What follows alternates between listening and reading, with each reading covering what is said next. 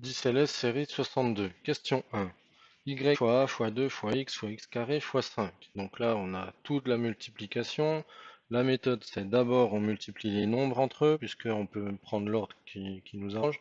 Donc 2 fois 5, 10. Ensuite, on va faire dans l'ordre alphabétique. On a le A qui est tout seul, donc 10A. Ensuite, le X, on a X suivi de X carré, ça va donner X puissance 3. Et ici, Y tout seul, donc Y.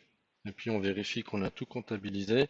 On aurait pu aussi tracer au fur et à mesure, donc 2 fois 5, donc le 10, le A, le X et le X carré pour faire le X au cube ici, et puis le Y.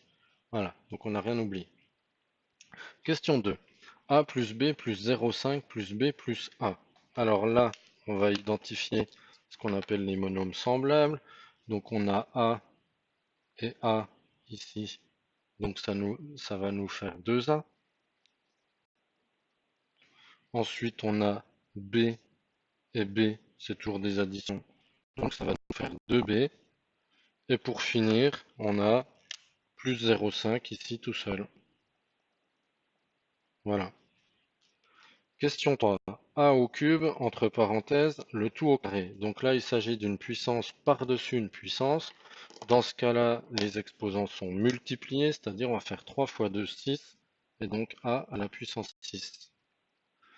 Question 4. Le carré de 5y, ce qui s'écrit de cette manière-là, 5y entre parenthèses au carré, et dans ce cas-là, pareil, propriété de calcul sur les puissances, le carré va porter non seulement sur le y, donc ça en général on l'oublie pas, mais aussi sur le 5. Ça par contre parfois il y en a qui l'oublient. Donc 5 au carré, 25, y au carré, bah, y carré, comme ça se prononce. Question 5. Soit A égale 2 et B égale moins 3, que font 2A plus 2B? Alors, on va assigner des couleurs, ce sera plus facile pour remplacer. Voilà, et maintenant 2A plus 2B, c'est-à-dire 2 fois A. Il ne s'agit pas d'écrire 22, là, ça va être 2 fois 2. Alors 2 fois A, c'est-à-dire 2 fois 2, plus 2 fois B, c'est-à-dire 2 fois, et là, petite précaution, B est négatif, donc on l'emballe dans des parenthèses. Et voilà la ligne de calcul qu'on doit obtenir. Donc 2 fois 2 plus 2 fois moins 3. Alors une fois qu'on a écrit ça, après il n'y a pas trop de difficultés au niveau du calcul. 2 fois 2, 4. 2 fois moins 3, ça donne moins 6. Donc 4 moins 6. C'est aussi pour ça qu'il ne faut pas se précipiter pour écrire le plus qui est là. Parce que suivant le signe du résultat qu'il y a après, on va directement mettre un moins. Voilà, donc pour ne pas faire de rature, on attend. Et donc 4 moins 6, ça vaut moins 2. Question 6. Racine de 100 moins 64. Alors ici, on a une soustraction sous une racine carrée. On n'a pas de formule pour ça, donc on agit comme si la racine était des parenthèses.